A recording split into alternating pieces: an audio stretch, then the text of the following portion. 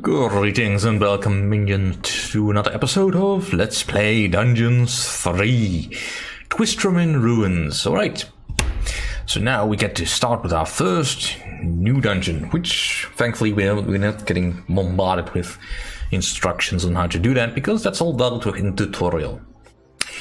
Now, as far as the difficulty of this game,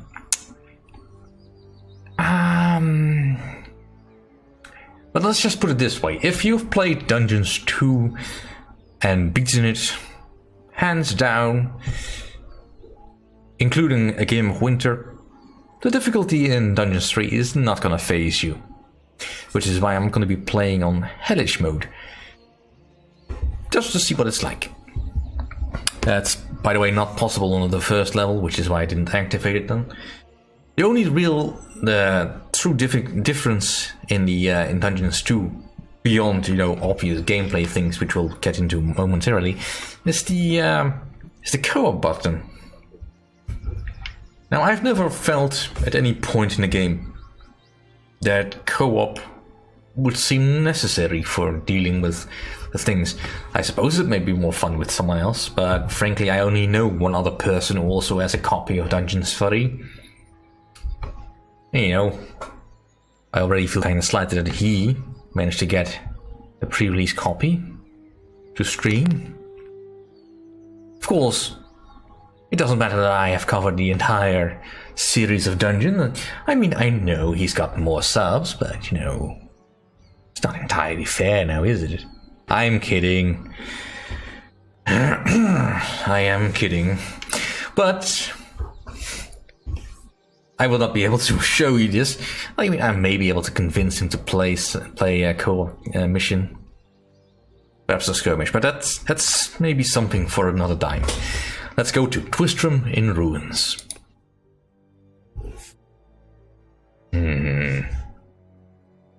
Not big enough, eh?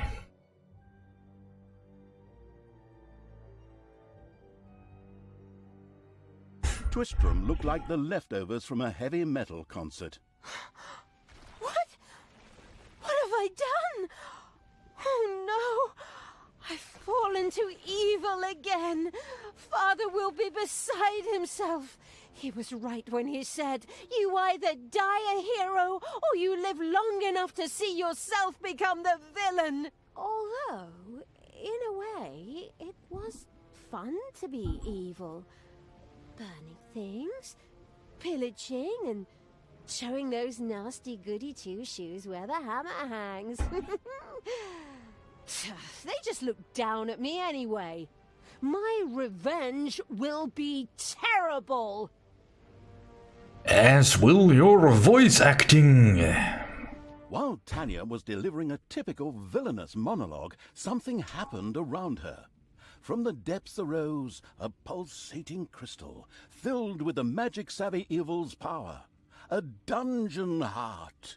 Not to be confused with those dungeon hearts from other games. We don't want to be sued. Again. Hello, greetings. What seems to be your boggle? Secret mental messages were exchanged between Talia and the mentally savvy evil's crystal. We could explain this in detail at this point, but that would require a 3-hour monologue on my part, and I am definitely not being paid enough for that. Right then. I will make these people suffer for mocking me. Father's henchmen never liked me anyway, and always insulted me, calling me pointy-eared. It's time for my well-deserved revenge! The game logic internalizing evil had given Talia an assignment. Out there on the surface were shamelessly good places in urgent need of destruction. Nah, no problem. I'll take care of it. I and an evil army. Naturally, the strategically well-versed evil did not send its new general into battle alone. A dungeon had to be built, and creatures hired to provide her with a powerful army. Of course, the sophisticatedly thinking evil already knew which way the wind blew in a dungeon. However, should it be hit by short-term memory loss, it could effortlessly look up things in the fabulous almanac. Which is a fair point. This game has a fabulous little almanac. that really explains most of the game functions properly. I mean, really the only thing it doesn't tell me, for instance, is what does this mean? Chance of landing critical hits. It says 5. 5 what? Percent? No. And this number means so very little. I mean, pretty much every other creature has a chance of 5.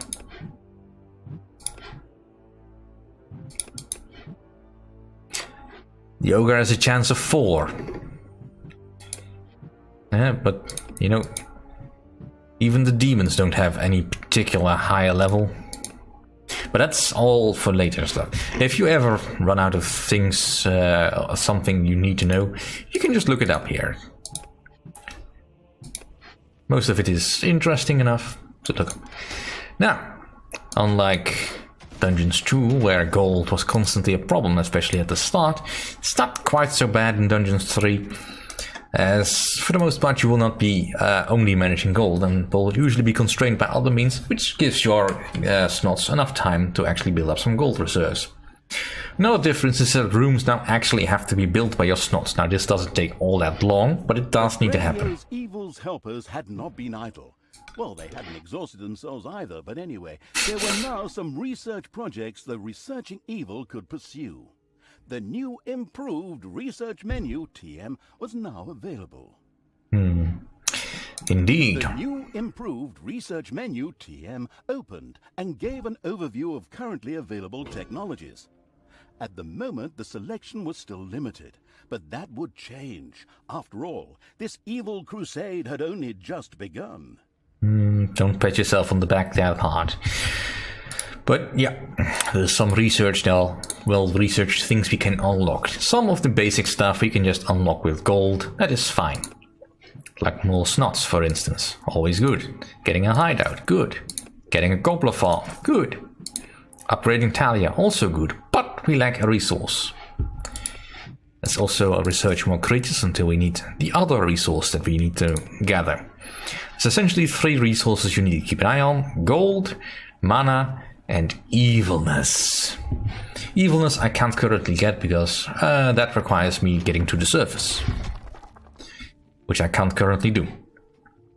But we want to summon some creatures, and at the moment we can only summon a couple of horde creatures, so goblins and orcs. Goblins and orcs need to rest in a hideout. So let's build one.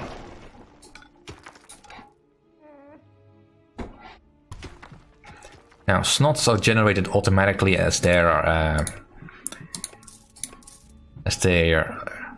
supply rises, and are automatically replaced if they are killed. Which doesn't happen all that often because snots are usually too fast or too cowardly to actually get in the way of fighting.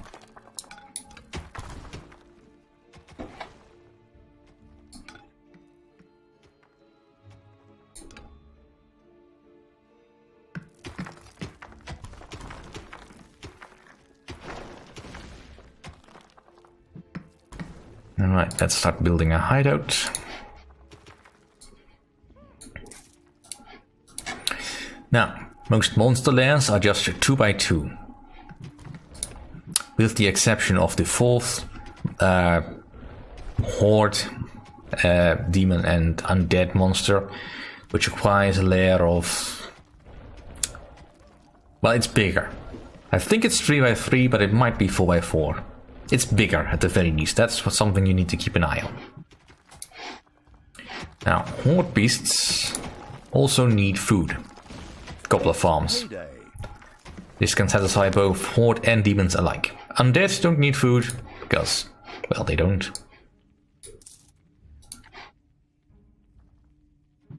Alright, let's start hiring some horde creatures. They just drop out of the ceiling for no discernible reason. That's fine. There's no need to wait for them to spawn, they will just come. At which point, the Snots will build them a lair where they can recover whatever wounds they have suffered.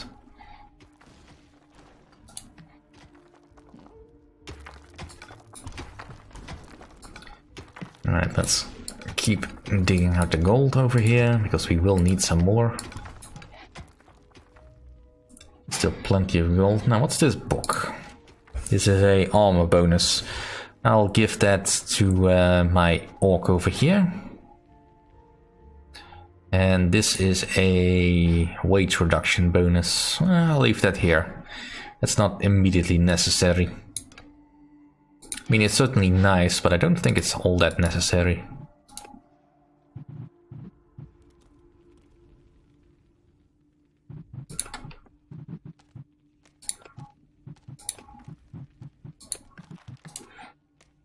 Talia will just basically run around the base, looking awesome, but not doing anything particularly important, aside from responding to, you know, distress messages and all that.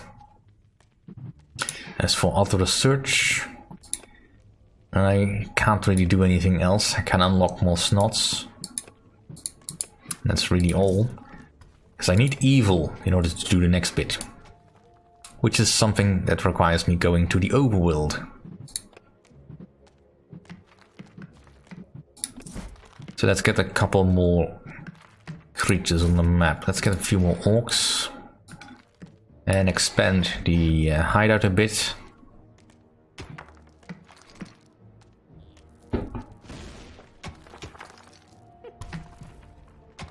Because I might as well go up to the maximum level before I move out.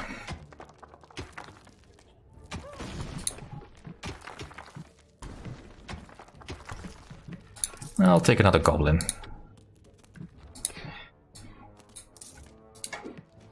Building rooms is nice and easy, nothing truly complicated. This room is not very efficient. Luckily, filling in is easy enough to do.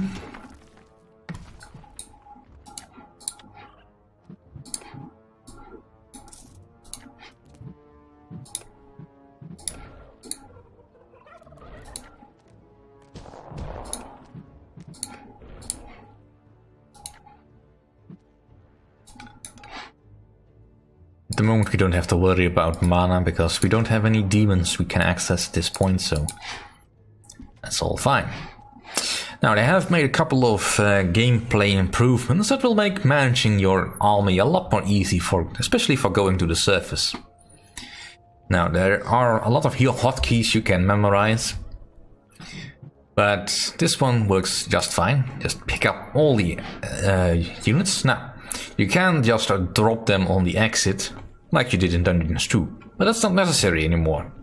Instead, you can just go to the overworld, click go here, and they come out, the nearest entrance you have.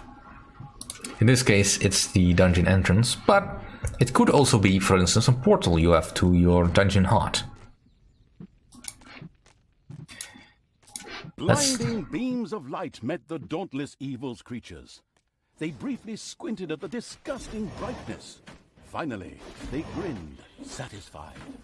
At last, they were able to carry the battle to the good people, and were not limited to protecting themselves in a dungeon, as is the case with other representatives of the genre. Follow me, sons of... The armies of evil reached one of those disgustingly good places that had survived the destruction of Twistram.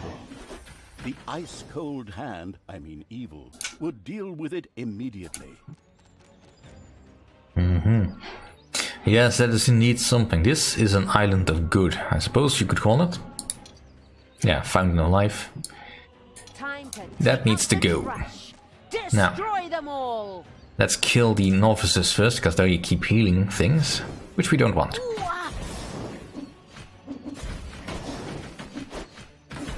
Now, Talia is not a fighter.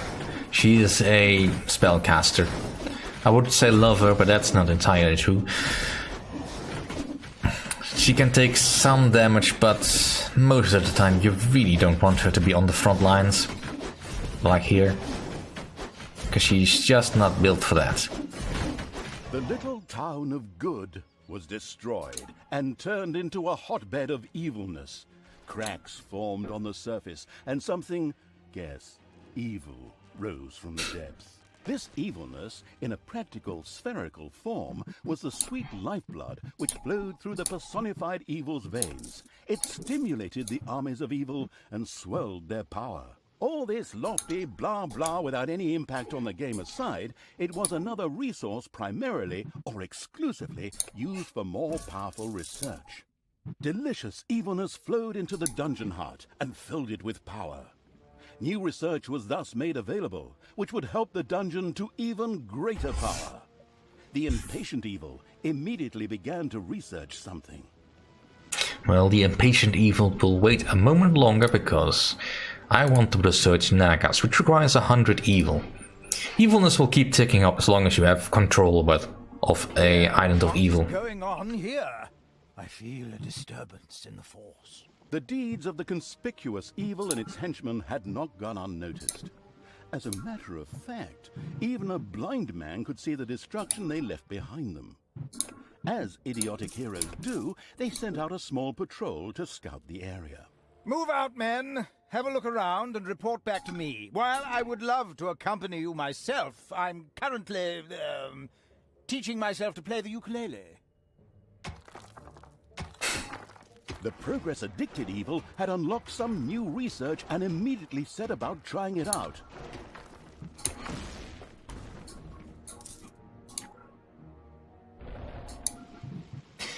Right.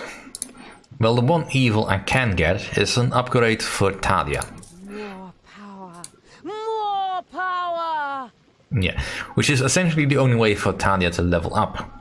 She needs to do this every level, or every mission you do. She always starts at level 1. Which is, I suppose, to make sure that she doesn't become overpowered, because she does get some useful skills. Right. I don't think I can upgrade this yet. Nah, not gonna wait for that at the very least, but I really should get my Nagas out to deal with these heroes.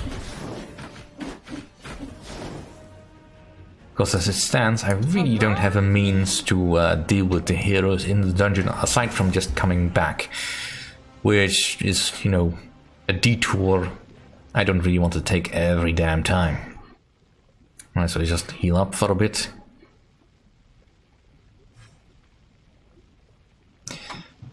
But yeah, goblins, orcs, Nagas. And one other creature that belongs to the Horde technically, but you will not really deal with that all that much, especially at these early levels. I mean, on some levels it's almost a pity that there's so few creatures left, but then again, there were really only 4 types of creatures in the dungeons too. They were just upgraded versions. Another feature that is not part of this game really. I mean, the Horde creatures do get an upgrade-ish of some type later on, but it doesn't really change all that much. In any case, let's deal with this hero business stuff. Now these are all level 1 heroes, not all that dangerous. Still, we are not the most potent force.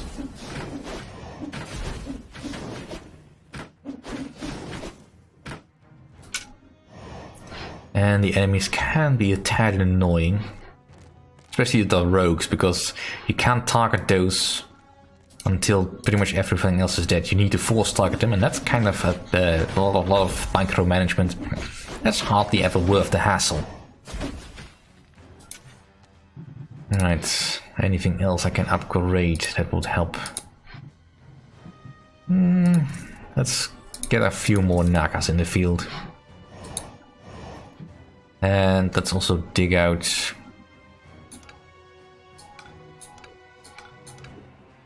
Let's dig all this out and see.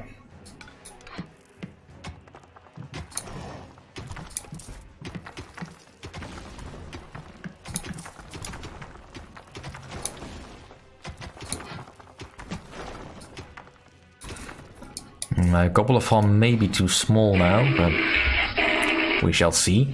In any case, that's it for this episode. Thank you all for watching. See you all next time.